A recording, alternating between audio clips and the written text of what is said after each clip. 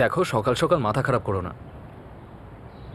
গোপাল, যদি আমিও কাজ করি তাতে খারাপ কি আছে? আমি তো এর আগেও কাজ করেছি, এখনো করতে চাই। দেখো কবিতা, আমি চাই না তুমি কাজে যাও, আর আমি তোমাকে একবার নয়, দুবার নয়, 1000 বার বলেছি এই কথাটা। তুমি কাজে যাবে না মানে যাবে না, এটাই আমার শেষ কথা। সকাল সকাল আমার কানের কাছে ঘ্যান ঘ্যান করো না। মা, বাবা, আসছি আমি। সন্ধেবেলা দেরি করিস না না না, কিন্তু। ঠিক আছে।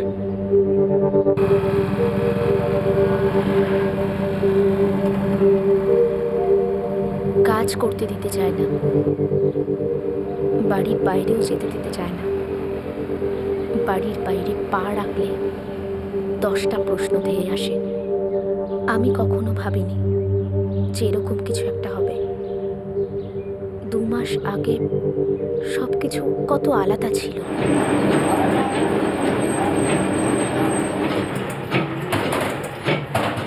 আমার কাজ করতে খুব ভালো লাগতো। জীবনের থেকে আমার অনেক আশা ছিল। গোপাল আর আমি একই ফ্যাক্টরিতে কাজ করতাম।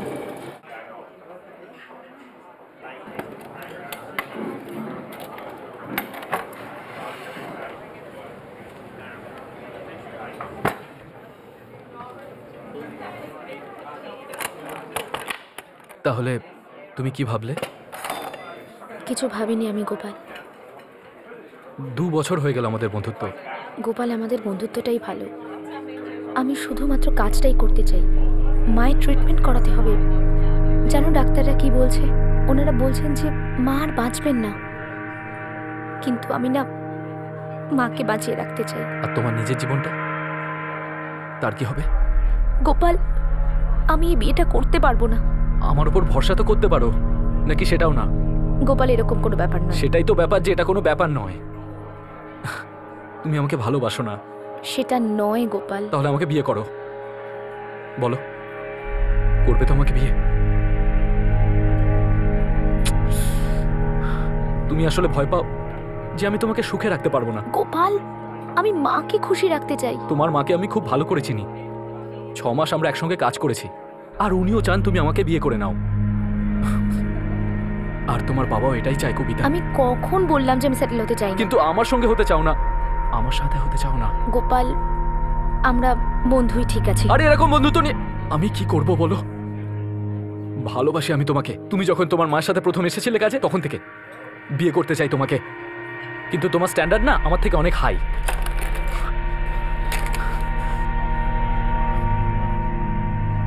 যদি ভালো বন্ধু স্বামী হয় তাহলে ভালোবাসা কমে না, উল্টে সেটা বাড়ে। কিন্তু তুমি আমার ভালোবাসা দেখতেই পাও না। জানি না তুমি চোখের মধ্যে কি বেঁধে রেখেছো। গোপাল,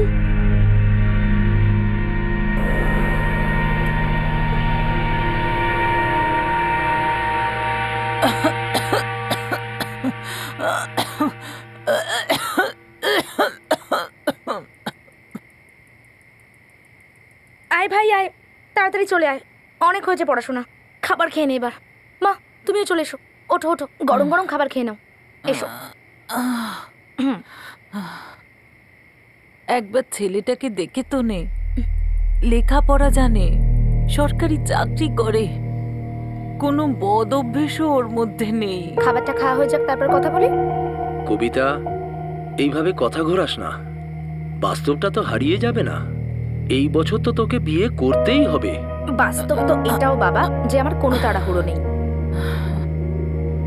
কিন্তু আমার তারা আছে। সব ডাক্তাররা বলে দিয়েছে যে আমার হাতে সময় খুব কম। আমি মারা যাওয়ার আগে তোকে বউয়ের সাথে একবার দেখতে চাই। মা, এরকম বলো না। কোথাও যাচ্ছ না তুমি, আমি তোমাকে যেতেই দেব না।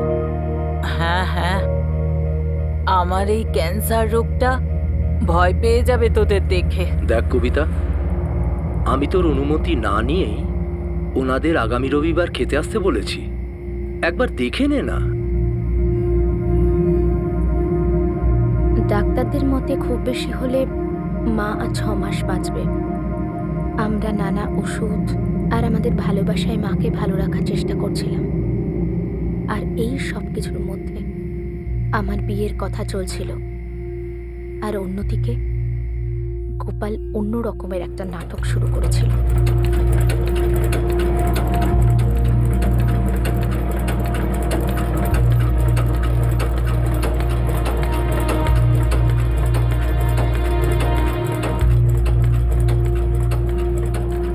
গোপাল এই চিঠিটা দিয়েছে তোর জন্য।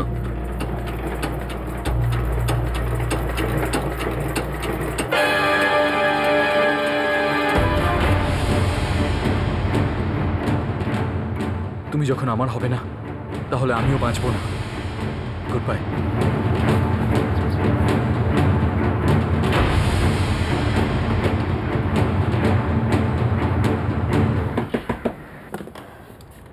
কবিতা, কাকিমা, গোপাল কোথায়? ও তো সকালেই কাজে বেরিয়েছে। কাজে গেছে? কিন্তু ও তো কাজে আসেনি। আসেনি? তাহলে কোথায় গেছে? কবিতা, এই কবিতা, আরে তোদের কিছু হয়েছে নাকি?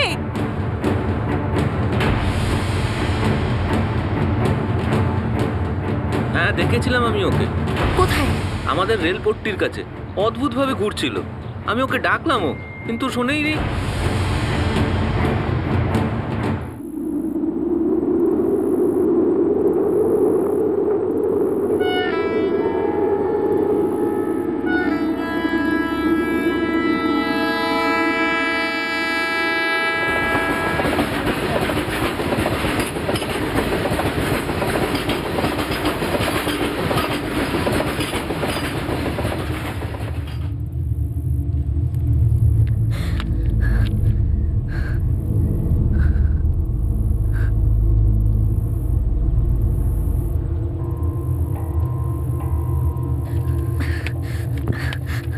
কি পাগলামি করছো এটা? আমি তো ভেবেছিলাম তুমি আমার মনোমুখ দেখতে আসবে না। ফালতু কথা একদম বলো না গোপাল। ফালতু কথা বলছি না আমি। তোমার সাথে আমার বিয়ে হবে না, তাই আমার বেঁচেও লাভ নেই।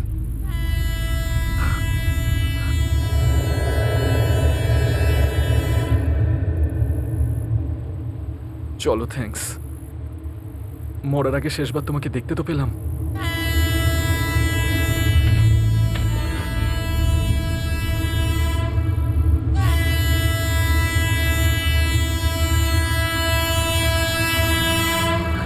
গোপাল, গোপাল সরে যাও। গোপাল সরে এসো। গোপাল, গোপাল, গোপাল সরে এসো। গোপাল, কি হচ্ছে এসব? কেন করছো তুমি? বিয়ে করবে আমাকে?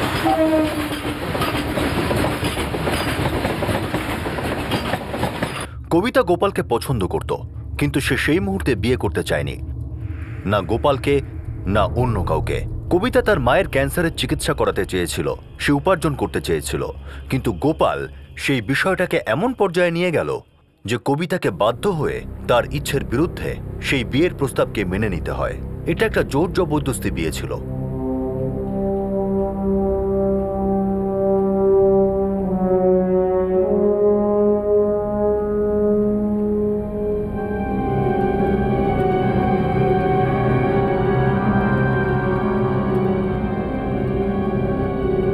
মা, বাবা, আমি আর গোপাল বিয়ে করে নিয়েছি। বিয়ে করে নিয়েছিস?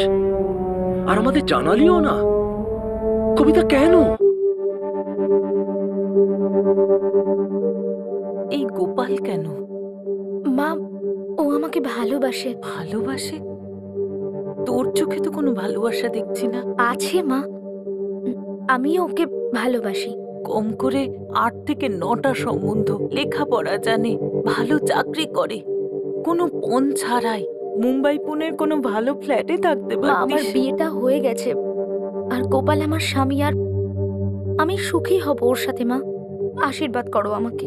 আশীর্বাদ তো তোর ওপর সবসময়ই আছে রে, কিন্তু একটাই কষ্ট আমার, যে তোর মতন লেখাপড়া জানা বুদ্ধিমান মেয়ের খুব ভালো সম্বন্ধ হতে পারত, সুখী জীবন পেতিস তুই। মায়ের কথাগুলো ভুল ছিল না। আমিও এই বিয়েটায় কখনোই সুখী হইনি, আর তারপর ব্যাপারটা খারাপের দিকে এগোতে লাগলো। বলেছিলাম না তোমাকে, কিন্তু তুমি আমাকে সেটা বলনি কেন? এতে বলার কি ছিল? মায়ের শরীরটা খারাপ ছিল তাই আমি দেখতে গেছিলাম তোমার মাকে। মায়ের শরীর তো 1 মাস ধরে খারাপ। যখন কাজে যাচ্ছিলাম তখন কেন বলনি আমাকে? কাজে যাওয়ার পর তোমার মনে পড়লো মায়ের কাছে যাওয়ার কথা। বলেছিলাম না তোমার এত কাজের কি দরকার? হ্যাঁ, আমি ছোটবেলা থেকে কাজ করছি গোপাল। যখন আমি ক্লাস 8-এ পড়তাম তখন থেকে বাবা আমাকে কখনো আটকায়নি। যদি আটকাতো না তাহলে আমার এরকম আর দিন দেখতে হতো না। আর একটা কথা তুই কান খুলে শুনে নে, তুই তখন একটা বাচ্চা ছিলিস আর এখন তুই একদম বিবাহিতা মহিলা, কিন্তু বুঝলি? আমি কাজ করতে ভালোবাসি। তুই জানিস তুই কাজ করলে আমার ভালো লাগে না। তুই আমার রোজগারে অসন্তুষ্ট, তুই তাই খুশি নয় তাই কাজ করতে যাস। ভুল বুঝছো তুমি, সব সময় ভুল বোঝো আমাকে। কি কথা বলছিলিস ওর সঙ্গে? কার সাথে? ওই তো ওই ছেলেটার সঙ্গে। কি? মুদিখানার দোকানে লোক মাল কিনতে যায়, তারপরে বাড়ি ফিরে আসে সোজা। কিন্তু তোমরা ওখানে দাঁড়িয়ে ঘন্টার পর ঘন্টা হাহাহি করলে লোকে তো এটাই বুঝবে যে তোমরা একে অপরকে পটাচ্ছ। বল, শুরুটা কে করেছিল, তুই না ও? কি ভুলভাল বলছো তুমি? যদি জীবনেও একটা রিভাইন্ড বাটন থাকতো, যদি আমি গোপালের ওই আত্মহত্যার হুমকিতে না ভয় পেতাম, যদি আমি আরও একবার অতীতে ফিরে যেতে পারতাম যখন থেকে মায়ের অসুখটা শুরু হয়েছিল, যদি তাড়াতাড়ি চিকিৎসা শুরু করতে পারতাম, ভালো চিকিৎসা করাতে পারতাম।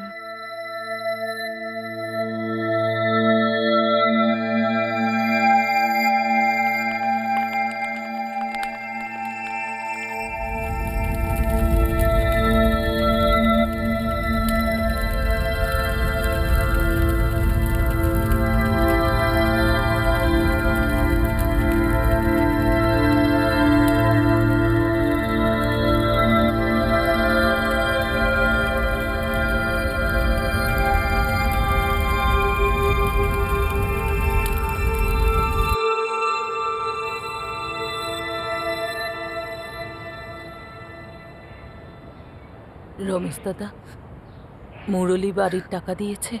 না পার্বতীদি, বহুদিন আমি ওকে টাকা চেয়েছি, কিন্তু ও প্রায়ই কিছু না কিছু একটা বলে আমাকে এড়িয়ে গেছে। কবিতা, এখন এটা তোর দায়িত্ব যে তুই মুরলীর থেকে টাকা নিয়ে আসবি। জানি না আমি কি করে করব। মাকে তো একদিন যেতেই হতো, মানতেই পারছি না যে মা নেই। কাঁদিস না।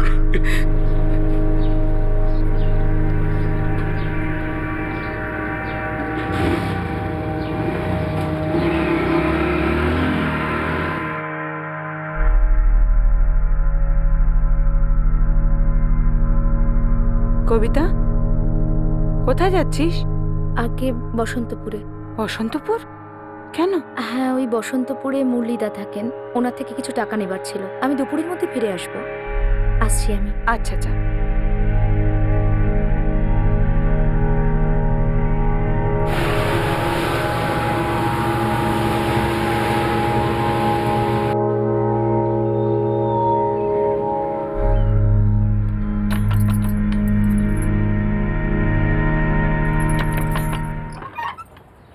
নমস্কার বৌদি।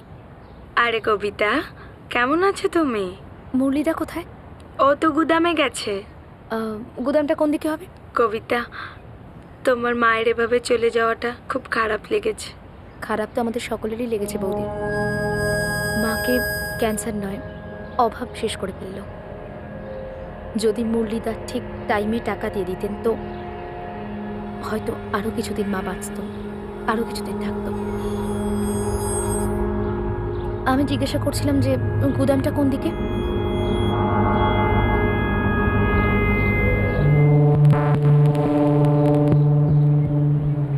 আরে কবিতা, তুমি এখানে কি করছো? তোমার সঙ্গেই দেখা করতে এসেছি দাদা। তোমার মা এভাবে মারা গেল, আমার খুবই খারাপ লেগেছে। মনে তো হয় না। যদি দুঃখ পেতে তাহলে টাকাটা আগেই পাঠাতে। আমি যা পেরেছিলাম সেটা তো দিয়ে দিয়েছি। যে বাড়িটা তুমি ভাড়া নিয়েছিলে সেটা মায়ের বাড়ি ছিল, ওখানে আমরা জন্মেছি, বড় হয়েছি। জানি কবিতা। কিচ্ছু জানো না তুমি। খারাপ দিন আসায় বাড়িটাকে ভাড়া দিতে বাধ্য হয়েছিলাম, আরও খারাপ দিন আসায় বাড়িটাকে বেচতে হয়েছিল। বুকে পাথর রেখে বেঁচেছিলাম আমরা, শুধু এই জন্য যাতে মায়ের ঠিকঠাক চিকিৎসা হয়। এখন মা তো নেই, কিন্তু তোমার ধারটা বাকি রয়ে গেছে। ফেরত দিয়ে দাও 25,000 টাকা আমাকে। তোমার মাকেও আমি বলেছিলাম আর তোমাকেও একই কথা বলছি কবিতা। 25,000 টাকা দেওয়ার ক্ষমতা নেই আমার। মালিক দিনমজুরি কমিয়ে দিয়েছে। কপাল ভালো এখানকার সুপারভাইজার সুভাষ, ও আমার বন্ধু হয়, তাই কোনোভাবে চলে যায়। একটা টাকা বাঁচে না, ধার বাকি করে সংসার চলে। আর 75,000 টাকা তো দিয়েছি আমি। কথা 1,00,000-এর হয়েছিল। এবার দিতে না পারলে আমি কি করব? মেরে ফেলবে আমায়। মুরলিদা, একদম ঠিক করছো না তুমি। তুমি যা ভাবার ভেবে নাও। 3 বছর আমি সৎভাবে ভাড়া দিয়েছি, তারপর 75,000 টাকা দিয়ে বাড়িটা কিনেছি। বাকি 25,000 টাকাটা আমি দিতে পারবো না। এটাই আমার শেষ কথা।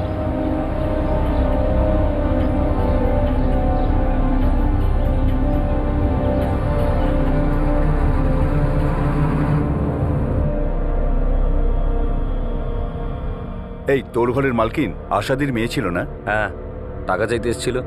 তুই কি ভেবেছিলি আশাদি মরে গেছে তো চুকে গেল? ওনারই মেয়ে কবিতা টাকা আদায় করে ছাড়বে। ছাড়বে না ও তোকে? যা করার করুক, টাকা দিতে পারবো না। তাহলে বাড়িটা কি করে পাবি? মানে? ওই বাড়িটা আশাদি মরবার আগেই কবিতার নামে করে গেছে। বাড়ির সমস্ত কাগজপত্র কবিতার নামেই আছে। তো 75,000 টাকা ক্যাশ দিয়েছি বিনা রিসিটে। তার উপর মেয়েটার সাথে ঝগড়া করে ফেললি। ও ঝামেলা করতে পারে কিন্তু। ওই বাড়িতে তুই থাকতে পারিস, বাড়িটা কিন্তু বেচতে পারবি না। টাকা আনতে গেছিলিস না মুরুলিদার কাছে? কোথায় টাকা? দে আমাকে টাকা দে। কোথায় আছে? টাকাটা পাইনি। তুই আমাকে সকালবেলা বলিসনি কেন যে বসন্তপুর যাচ্ছিস? কারণ তখন আমি ভাবিনি যে আমি যাব, কিন্তু পরে আমি ভাবলাম যে টাকাটা আমি ওখানে আনতে চলেই যাই। আমি তো মাকে বলে গেছিলাম। আমার মা কিছু বোঝে না, খুব সাদাসিধা মানুষ। যদি আমার মাকে সব বলেও যেতিস না তাহলেও তোকে কিছু বলতো না মা। গোপাল, আমি সত্যি কথা বলছি, আমি বসন্তপুরে গেছিলাম। আমি মুরলিদার সঙ্গে দেখা করেছি। তুই মুরুলিদার কাছে গেছিলিস না?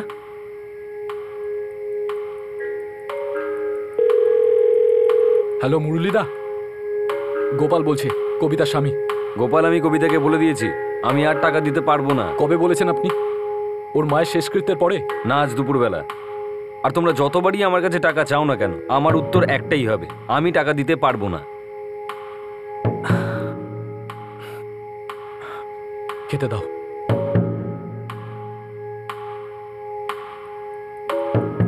গোপালের সন্দেহটা বেড়েই যাচ্ছিল, আর আমার সহ্যের বাঁধ ভেঙে যাচ্ছিল। মাত্র 2 মাস হয়েছিল আমার বিয়ের, আর আমার মনে হতো যে আমি আমার জীবনের সবথেকে বড় ভুলটা করে ফেলেছি। পার্বতী মাসি অসুস্থ, ওনাকে আমি দেখতে যেতে চাই। যাবে? কে বলেছে অসুস্থ? উনি ফোন করেছিলেন, তা না হলে কি করে জানবো? কবে যেতে হবে? কাল। আমি যেতে পারবো না কালকে। আমি একা যাই? মায়ের একমাত্র বোন উনি। যাব? যাও।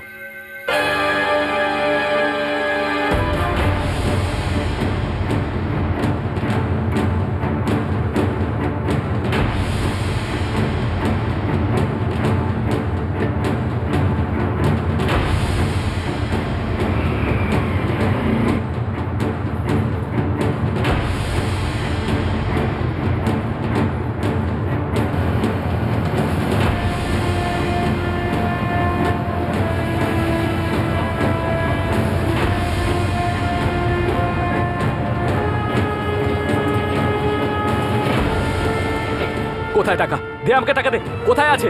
টাকাটা পাইনি। গোপাল, আমি কবিতাকে বলে দিয়েছি আমি আর টাকা দিতে পারবো না। কবে বলেছেন আপনি? ওর মায়ের শেষকৃত্যের পরে? না, আজ দুপুরবেলা। পার্বতী মাসি অসুস্থ, ওনাকে আমি দেখতে যেতে চাই। যাবে? আমি যেতে পারবো না কালকে। আমি একা যাই?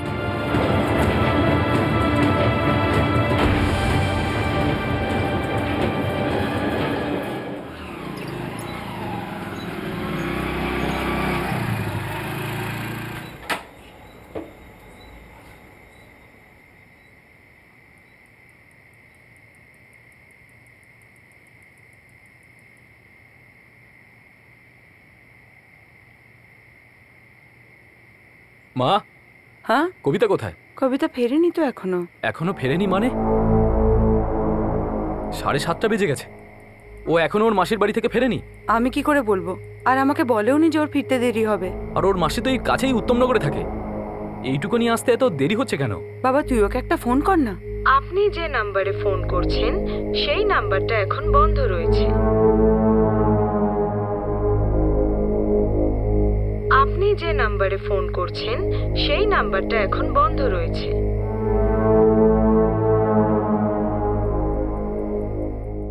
সেই সন্ধ্যায় কবিতা আর বাড়ি ফিরল না। আসলে সেই সন্ধ্যায় কেন, তারপর থেকে কবিতা আর কখনো ফেরেনি। সে সেই বদ্ধ খাঁচা থেকে, অভিশপ্ত কালকুঠুরি থেকে দূরে চলে গিয়েছিল। কিন্তু কবিতা কোথায় গেল? তার সাথে কি ঘটেছিল? হ্যাঁ গোপাল, কবিতা এসেছিল এখানে 4টের সময়, এখান থেকে বেরিয়ে গেছে। আচ্ছা, 4টে নাগাদ। তো এখনো বাড়ি ফিরলো না কেন? এখন 8টা বাজে, আর উত্তমনগর থেকে এখানে আসতে মাত্র 1 ঘন্টা লাগে। হে ভগবান, তাহলে গেল কোথায়? সেই প্রশ্নটাই তো আমি আপনাকে জিজ্ঞেস করছি, ও কোথায় গেছে আর কার সঙ্গে গেছে? আমি কি করে জানবো? এখান থেকে তো 4টের সময় বেরিয়ে গেছে। মাঝখানে কোথাও যাওয়ার কথা ছিল কি? কোথাও থাকবে, কোথায় যাবে মানে বুঝতে পারছি না। কোথায় গেছে ওখান থেকে? আরে না, আমি তোমাকে জিজ্ঞেস করছি, ও কিছু বলেছিল তোমাকে? আমাকেও কিছু বলেনি, আর এমনিতেও ও আমাকে কিছু বলে না। ও প্রথমে এক করে আর এক গল্প আমাকে বলে। এখনো বাড়ি আসেনি কবিতা? না।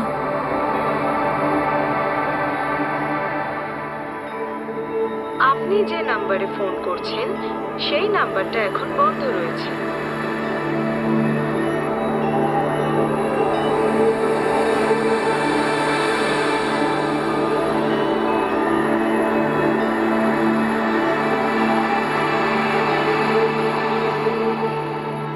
হয়তো অন্য কোনো আত্মীয়ের বাড়ি গেছে। না স্যার, এমন কোনো আত্মীয় তো নেই। পার্বতী দেবী, কবিতা আপনাকে কি বলেছিল? যে ও বাড়িতে যাচ্ছে? বাড়ি যাচ্ছে এরকম কিছু বলেনি, বলল দেরি হয়ে যাচ্ছে, আসছি। আমার মনে হলো বাড়িতেই ফিরছে হয়তো। দেখে কোনো চিন্তিত মনে হচ্ছিল ওকে? না, সেরকম কিছু নয়, সবসময় যেরকম থাকে সেরকমই। কি বললো মুরলী? ওই সবসময় যা বলে, যে মাকেও বলেছিল নাকি আর টাকা দিতে পারবে না। বাড়ির কাগজ কি ওর নামে করে দিয়েছে? সেটা আমি জানি না। মা আমাকে বলেছিল যে এই বাড়িটা তোর নামে লিখে দিলাম, আর কাগজপত্রে কিছু সই করিয়েছিল। তারপর মা কি করেছিল কি করেনি আমি জানি না। এই মুরলী না খুব শেয়ানা, ঘোরাচ্ছে তোকে। এই টাকা না পাওয়ার জন্য ও কি টেনশন করছিল? এমনিতে তো আমরা সবাই ওই বাড়িটাকে নিয়ে টেনশনে ছিলাম। কেন? ওই পৈতৃক বাড়িটা আমার মা আশাকে, মানে কবিতার মাকে দিয়েছিল। আশা ওটা ভাড়ায় দিয়েছিল, তারপর মুরলী ওটাই থাকতো। 3 বছর ছিল ভাড়াতে। তারপর আশার সংসারের অবস্থা খারাপ হলো, তখন বাড়ি বিক্রি করার কথা উঠল। মুরলী বলল ওই কিনবে ওটা। 1 লাখ টাকায় রাজি হয়েছিল। মুরলী তো 75,000 দিয়ে দিয়েছিল, কিন্তু বাকি 25,000 দেওয়ার জন্য ঘোরাচ্ছে। এই মুরলী সামন্তের নাম্বারটা দিন। 444-256-7। আপনি যে নাম্বারে ফোন করছেন সেই নাম্বারটা এখন বন্ধ রয়েছে। স্যার, এই ফোন নাম্বারটা সুইচ অফ বলছে, কবিতার মতোই।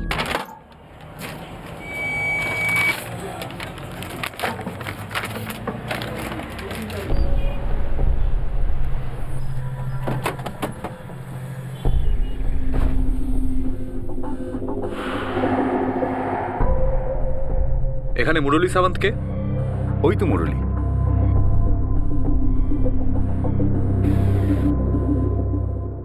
সাহেব, আমায় কোথায় নিয়ে যাচ্ছ সাহেব? সাহেব, আমি কি করেছি?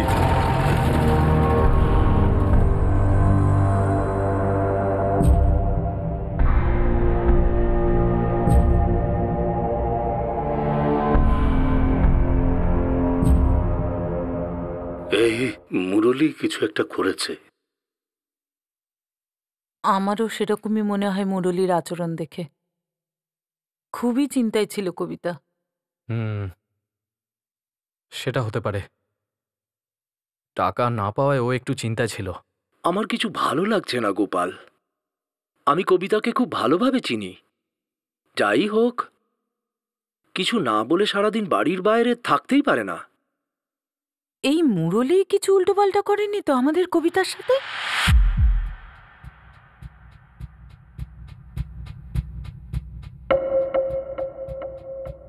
সাহেব, আমি মানছি আমার 25,000 টাকা বাকি ছিল, কিন্তু দিতে পারিনি কারণ আমার কাছে ছিলই না। যখন 75,000 টাকা ছিল দিয়ে দিয়েছিলাম। বাড়িটা তুই পুরো কিনেছিলি, 25% ওদের ছেড়ে দিসনি। তুই এরকম কি করলি বলতো, যার জন্য কবিতা আর তোর কাছে 25,000 টাকা চাইলই না? সাহেব আমি কিছু করিনি সাহেব, না কিছু করতাম, আমি সত্যি বলছি সাহেব। সাহেব, বসন্তপুরে আমরা তো অনেক বছর ধরে আছি, দিনমজুরের কাজ করে গুদামে, আর যেটুকু পয়সা বাড়িতে আসে সে তো সংসারেই ঢুকে যায়।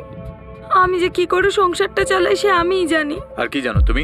সাহেব, আমি শুধু এটুকুই জানি, আমার স্বামী কবিতার সাথে খারাপ কিছু করতে পারে না। কেন করে না?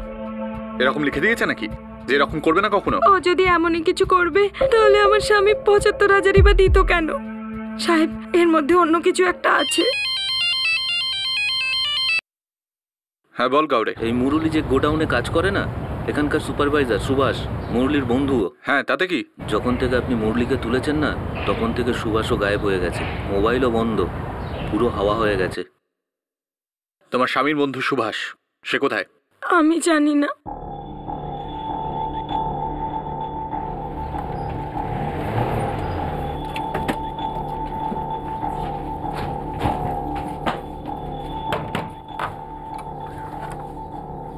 হ্যাঁ, সুভাষ কোথায়? জানি না সাহেব, কালকে দুপুরবেলা বাড়ি এসেছিল, কিন্তু তারপর কোথাও চলে গেলেন, কিছু বলেনি কোথায় গেছে, জানি না।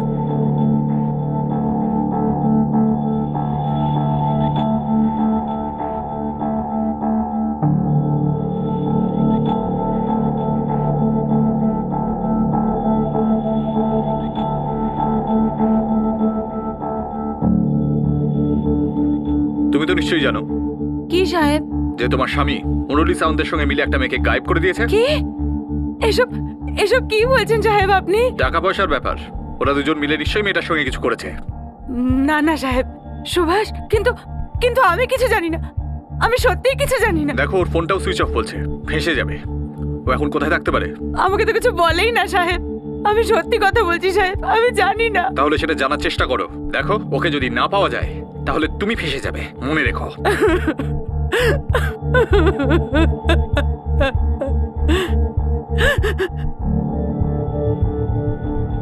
মুরলি তাড়াতাড়ি বল, কবিতার সঙ্গে তুই কি করেছিস?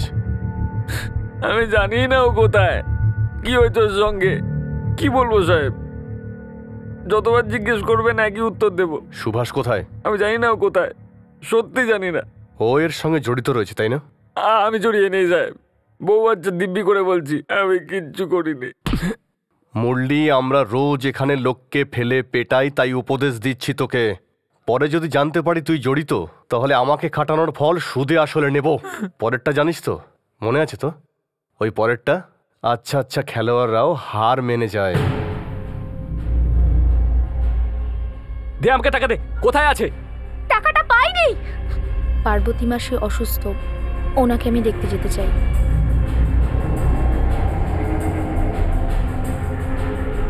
আমি যদি ওকে এখানে না ডাকতাম তাহলে এমন দিন দেখতেই হতো না। নিজের কাঁধে দোষ নিও না পার্বতী।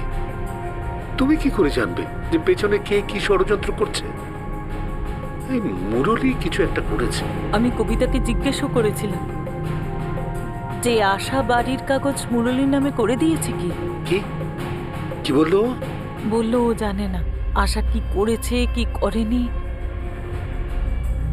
কিন্তু এখন আমার নিশ্চিত মনে হচ্ছে বাড়ির কাগজ নিয়েই এই সমস্ত কিছু হয়েছে। প্রথম দিন থেকেই গোপালকে আমার পছন্দ ছিল না, জানি না কবিতা ওর মধ্যে কি দেখেছিল। বাবা, তোমার কি মনে হয় ওই গোপাল কিছু খারাপ করেনি তো দিদির সঙ্গে? জানি না, দেখ গোপাল করেছে না অন্য কেউ করেছে, আসল কথাটা হলো গত 3 দিন ধরে কবিতার কোনো খবর নেই। এটা কি কখনো হতে পারে? আমার তো খুবই ভয় করছে রে বাবা। অপেক্ষার আরো কিছু ভয়ঙ্কর রাত আর দম বন্ধ করা দিন কেটে গেল। কবিতার ডিটেলস আশেপাশের পুলিশ স্টেশনে পাঠিয়ে দেওয়া হলো, কিন্তু তবুও কবিতার কোনো খবর পাওয়া যায়নি। আর তারপর হঠাৎ কবিতা উধাও হওয়ার ঠিক 5 দিন পর পুলিশের সামনে এলো এক ভয়ঙ্কর দৃশ্য।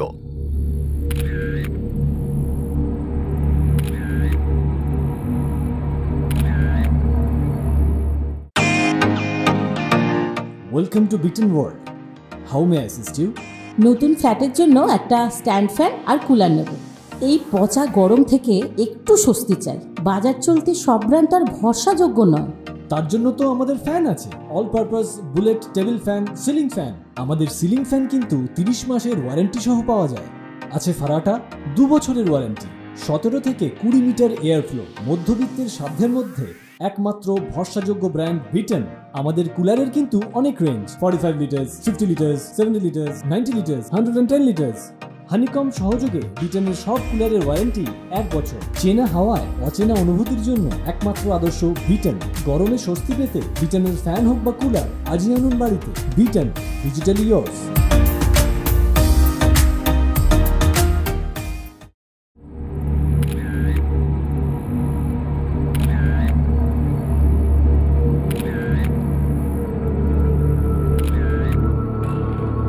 স্যার, ওখানকার পুলিশ বলছে যে লাশটাকে চেনাই যাচ্ছে না। হাইট, জামা কাপড়, বাকি ডিটেলস ম্যাচ করেছে? স্যার, যার লাশ পাওয়া গেছে সেই মহিলা শাড়ি পরেছিল আর পুরোপুরি পুড়ে গেছে। হাইট 5 ফুট 2 ইঞ্চি। কবিতাও শাড়ি পরতো, ওর হাইটও 5 ফুট 2 ইঞ্চির আশেপাশে। হ্যাঁ স্যার। পোস্টমর্টেম হতে দাও, তারপর দেখছি এরা 25,000-এর জন্য কত দূর যেতে পারে। বয়সটা 20 থেকে 25-এর মধ্যে হবে। কবিতা চৌহানের বয়সও 22 ছিল। ডিএনএ স্যাম্পলিং করতে গিয়ে খুব প্রবলেম হয়েছিল ইন্সপেক্টর, কারণ বডিটা প্রায় পুরোটাই পুড়ে গিয়েছিল। আরগোড় দিয়ে কিছু জানা যাবে? হ্যাঁ, ল্যাবে স্কারলেট ম্যাপিং করা যেতে পারে। আমরা খুলিটা নিজেদের কাছে রাখছি। আরও কিছু ডিটেলস আপনি দিতে পারবেন ডক্টর? জ্বলে যাওয়া বডিটার বুকে ছুরি, চপার বা তলোয়ারের মতো ধারালো জিনিসের চিহ্ন পাওয়া গেছে। আর এমন চিহ্ন পেটেও। আর কিছু? হ্যাঁ, আর একটা কথা যেটা খুবই ইম্পর্টেন্ট ব্যাপার। কি? বডির পেটে 3-4 মাসের বাচ্চা ছিল। এই মহিলা প্রেগনেন্ট ছিলেন। বডিতে একটা জিনিসও নেই আইডেন্টিফিকেশনের জন্য।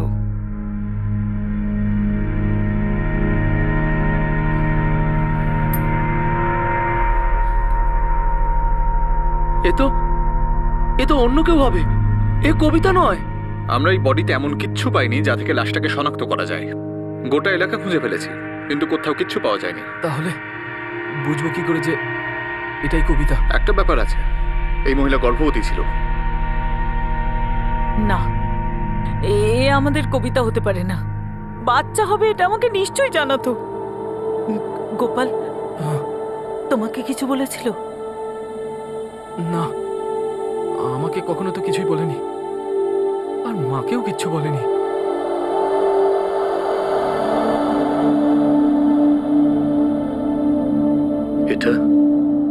এটা কবিতাই। দামোদর মেশো, কি করে বলছো তুমি এটা কবিতা? এটা কবিতা নয়। পার্বতী, ওই দিন এই রঙের শাড়ি পরেছিল কবিতা, তাই না?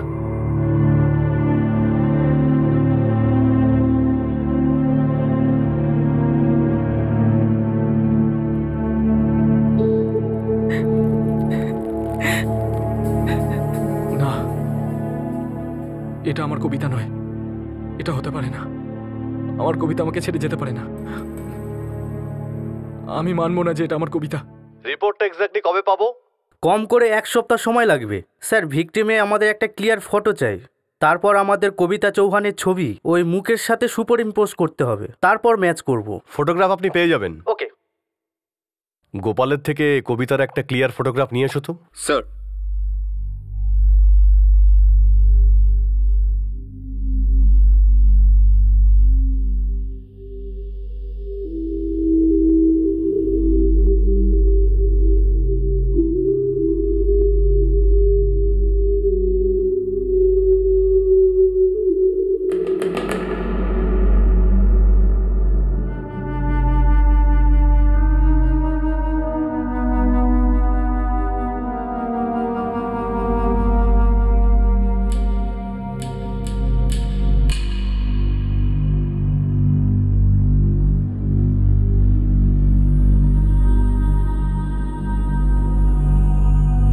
এ হলো আমার মেয়ে কবিতা। খুব মিষ্টি তো তুমি। লজেন্স খাবে? আরে বাহ,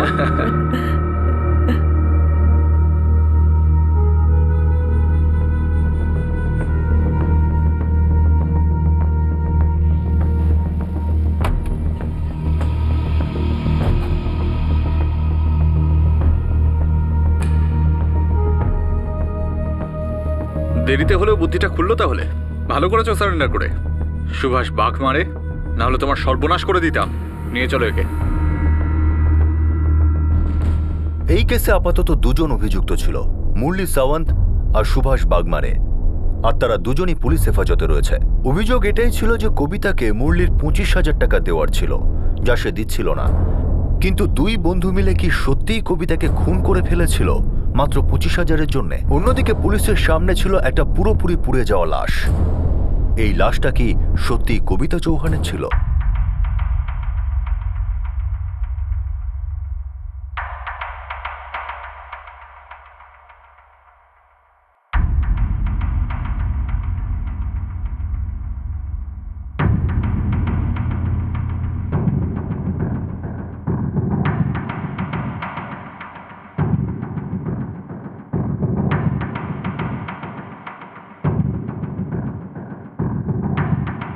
দুই অভিযুক্তকে কড়া জিজ্ঞাসাবাদ করার সত্ত্বেও তারা একই কথা বলে গেল যে তারা এই অপরাধে জড়িত নয়।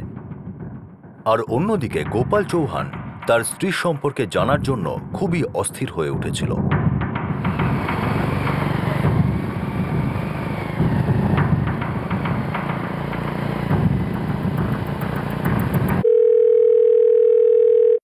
হ্যাঁ মুকেশ, কোনো খবর?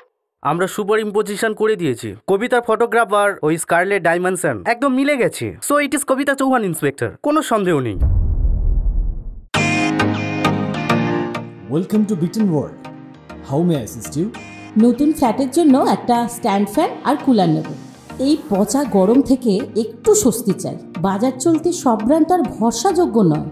তার জন্য তো আমাদের ফ্যান আছে, all purpose bullet table fan, ceiling fan. আমাদের সিলিং ফ্যান কিন্তু 30 মাসের ওয়ারেন্টি সহ পাওয়া যায়।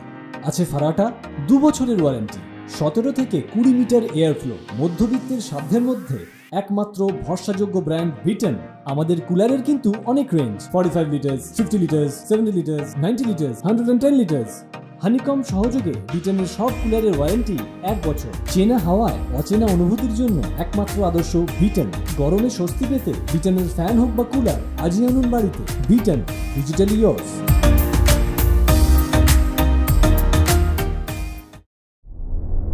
সেজন্য আমরা ভাবলাম দোষ না করলেও দোষটা স্বীকার করিনি। কিন্তু কেন? এবার এরা বলবে যে তোমরাই খুনি, তোমরাই শাস্তিটা পাবে।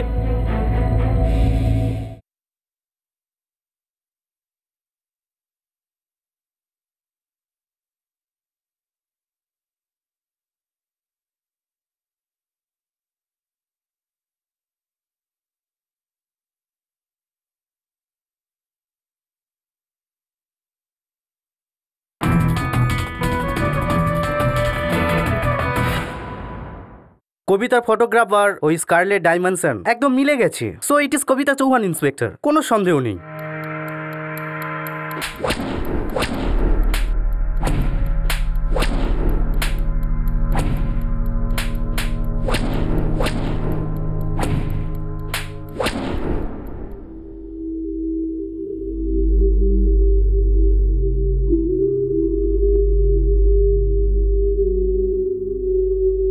আমি বারবার এই কথা বলছিলাম, ও যেন কবিতা না হয়, ও যেন কবিতা না হয়। আমার তো প্রথম থেকে মনে হচ্ছিল যে ওটা কবিতাই। একদিক থেকে আমারও এটা মনে হচ্ছিল, এই মুরলি নিশ্চয়ই কিছু না কিছু করবে। হ্যাঁ সাহেব, আমরাই করেছি।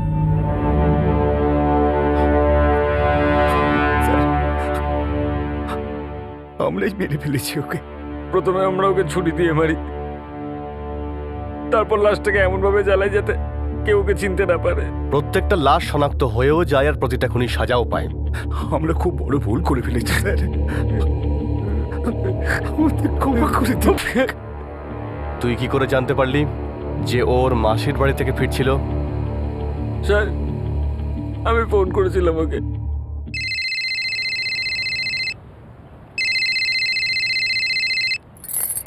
বলো মুরলিদা। হ্যাঁ কবিতা, আমি এই টাকার ঝামেলাটা মেটাতে চাই। আমি তোমার টাকাটা তোমায় দিতে চাই। এটা তো ভালো কথা, আমি কালকেই আসছি টাকা নিতে। না না, কাল না, আজই এসে নিয়ে নাও না। আজকে আমি বাইরে আছি, উত্তমনগর থেকে বাড়ি যাচ্ছি। পার্বতী মাসির কাছে এসেছিলাম। হ্যাঁ, তো আমি তোমার সঙ্গে মাঝ রাস্তায় দেখা করছি। দেখো, তোমার টাকা নিয়ে গল্প শেষ করো। ঠিক আছে মুরলিদা, করুলি নাকাতে যখন বাস দাঁড়াবে আমি বাস থেকে নেমে পড়বো, ওখানেই দেখা করছি তাহলে। তাড়াতাড়ি আসবে প্লিজ, আমার দেরি হয়ে যাবে। না না, দেরি হবে না, তুমি ওখানেই থাকো, আমি কারোলিনাকা পৌঁছাচ্ছি। করলিনাকার পাশ থেকে আমরা একটা পোড়া লাশ পেয়েছি।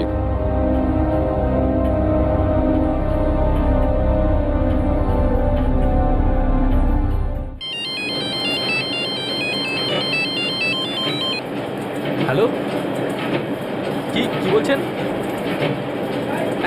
এক সেকেন্ড, কি এটা কি বলছেন স্যার আপনি? তোমার স্ত্রী কবিতা যখন পার্বতী দেবীর বাড়ি উত্তমনগর থেকে ফিরছিল, তখন মুরলী আর ওর বন্ধু সুভাষ মিলে কবিতাকে মার্ডার করে ফেলে। মানে ওরা দুজন আপনাকে এরকম বললো? হ্যাঁ, ওরা দুজন ওদের অপরাধ স্বীকার করে নিয়েছে।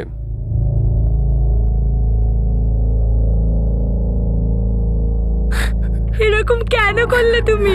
ওই মেয়েটা এমন কিছু বিরক্ত করছিল না আমাদের। তুমি একবারও ভেবেছিলে আমাদের কি হবে, বাচ্চাদের কি হবে? আমরা কাউকে মারিনি, বাচ্চাদের দিব্যি দিয়ে বলছি আমরা কোনো খুন করি। কিন্তু পুলিশ বলছে যে তোমরা তোমাদের দোষ স্বীকার করেছো। আমাদের কাছে আর কোনো উপায় ছিল না। জানোয়ারের মতন মারে আমাদের। আমরা ভেবেছি দোষ স্বীকার করে নিলে আমাদের অন্তত ফাঁসি সাজা হবে, এইভাবে রোজ রোজ মার খেতে হবে না। সুভাষ, আর সহ্য হচ্ছে না ভাই, অনেক মার খেয়েছি। সারেন্ডার করে দেওয়ার পরেও এই শাস্তি পেতে হচ্ছে। যদি আমরা কোথাও পালিয়ে যেতাম তাহলে কি শাস্তি পেতে হতো? লাশটা পাওয়া গেছে, সবাই জানে যে মার্ডার হয়েছে, আর আমরা দুজনেই দোষী। ওরা আমাদের আরো মারবে, সব কটা হাড়গোড় ভেঙে দেবে আমাদের। আত্মরা হয়ে আমরা স্বীকার করেই নেব।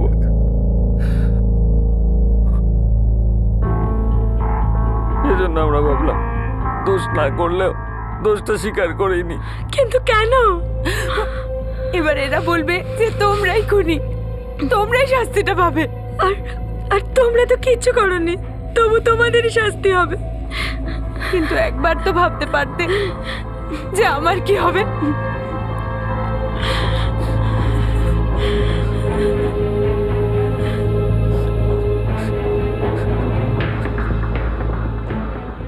এই দুই অভিযুক্ত পুলিশকে জানায় যে তারা প্রথমে কবিতাকে খুন করেছে আর তারপর লাশ পুড়িয়ে ফেলে, কিন্তু এখন তারা তাদের স্ত্রীদের সামনে অন্য কথা বলছিল। আসল সত্যিটা কি? সত্যিই কি এরা দুজন পুলিশের মারে ভয় পেয়ে এই খুনের অভিযোগ নিজেদের কাঁধে তুলে নিয়েছিল, নাকি এরা দুজন কোনো গেম খেলছিল? যদি হ্যাঁ হয়, তাহলে কি ছিল সেই গেম, আর কে ছিল সেই গেমের খেলোয়াড়, আর কেনই বা ছিল? অন্য কেউ কি এই দুই অভিযুক্তের কাঁধে বন্দুক রেখে নিজের লক্ষ্যে গুলি চালিয়েছিল? সে কে ছিল যে জানতো যে সেই সন্ধ্যায় কবিতা নিজের মাসির বাড়ি থেকে ফিরছে? যদি মুরলী আর সুভাষী সেই খুনি হয়, তাহলে তারা এটা কেন বলেছিল যে তারা ভয় পেয়ে এই অপরাধ স্বীকার করে নিয়েছে? মুরলী ছাড়া আর কে ছিল যার কবিতার মৃত্যুতে লাভ হতে পারত?